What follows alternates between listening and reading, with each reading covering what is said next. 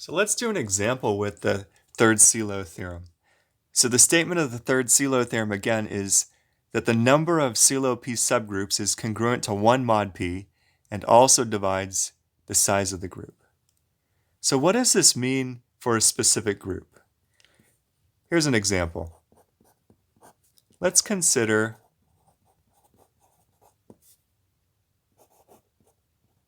the group A5, the alternating group on 5 letters. So A5 has 60 elements in it. It's exactly half the size of S5, which has 120 elements in it. It's the even permutations of S5. We saw last quarter that A5 is a simple group, meaning there are no normal subgroups. There are plenty of subgroups, but none of them are normal. So 60 is 2 squared times 3 times 5.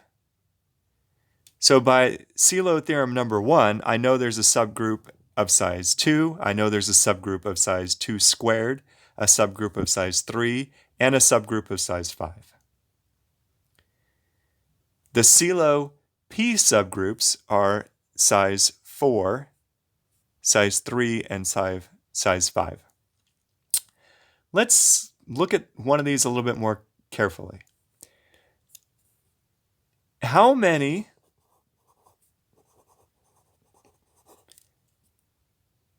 Sylow 5 subgroups are there? So let's say that there are S.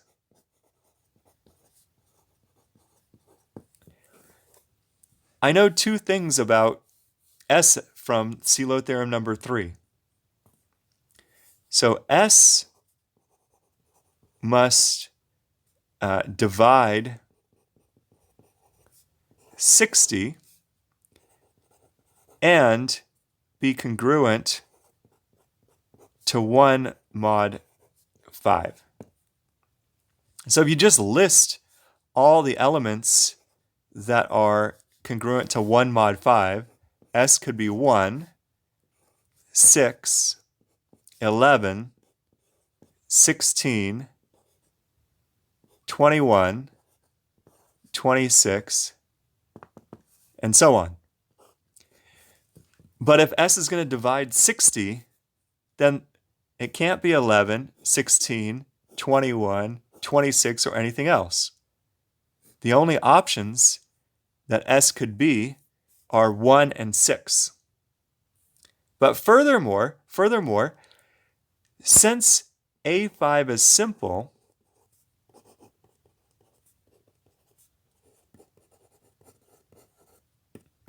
it doesn't have any normal subgroups.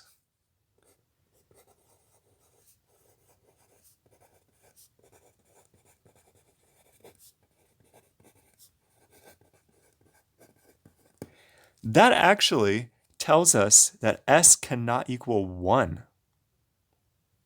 Why?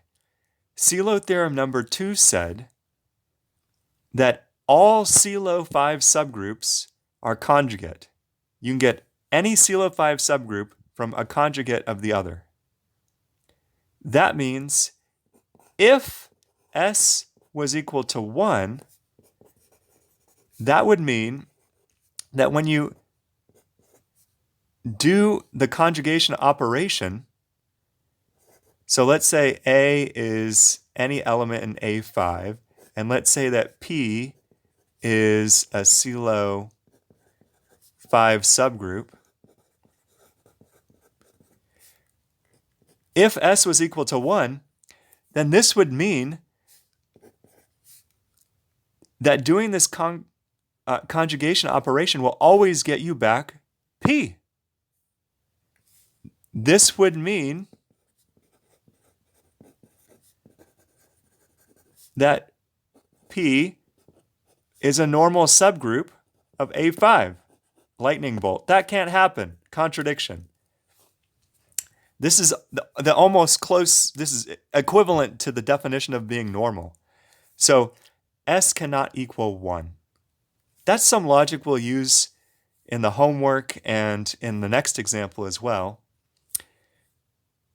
S being 1 is equivalent to your Sylow P subgroup being normal. Okay, so therefore we can conclude the only possibility